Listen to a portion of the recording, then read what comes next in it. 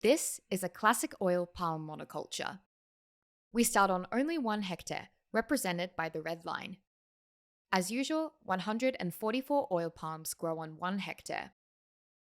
The first step is to remove around 80% of the palm trees to make room for cocoa, bananas, Inca nut, and vanilla, as well as plants that restore the soil and continuously renew its fertility.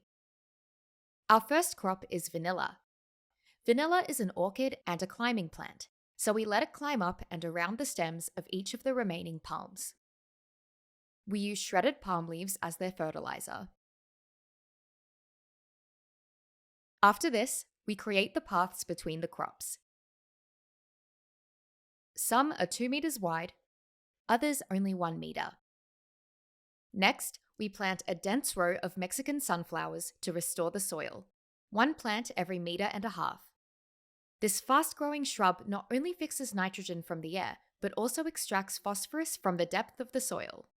Every 2 months, ideally after full moon, it can be chopped down to about 0.5 meter from the ground. While the organic material decomposes, it protects and nourishes the soil, preparing it for our next crop, the Inca nut. But before this, we plant so-called support trees. Like the Mexican sunflower, these trees also fix nitrogen. We plant 1 tree every 2.5 meters. The different colors represent 5 different species of such trees. Their names are listed below. By pruning them every 2 to 3 months and letting the clippings decompose, they restore the soil, fertilize the crops, and continuously maintain the fertility of the soil. Our next crop is the Inca nut. The Inca nut is a vine, which yields one of the most valuable edible oils in the world. The nitrogen-fixing trees serve as supports for the Inca nut to climb, hence the name support trees. For this to work, we need to stretch ropes between each of them. An upper row is mounted about 2 meters from the ground, and another row is fixed 40 centimeters below. In order to avoid interfering with the roots of the support trees, the Inca nut has to be planted between them. Therefore, a third rope is stretched vertically between the support trees for the Inca nut to climb. After the ropes are mounted and the Inca nut is planted, our next crop are bananas. We are going to plant 310 bananas, and to do so most efficiently, we organize them in circles.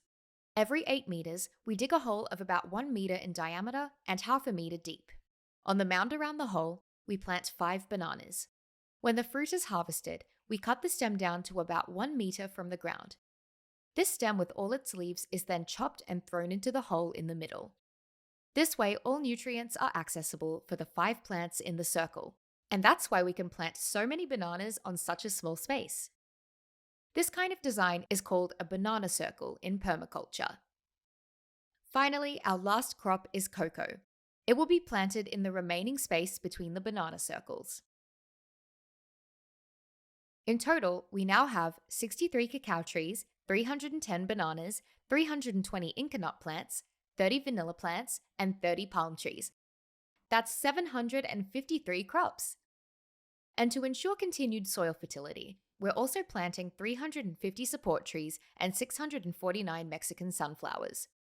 That makes a total of 1,752 plants of 11 species on just 1 hectare, as opposed to 144 trees of just 1 species on the same area.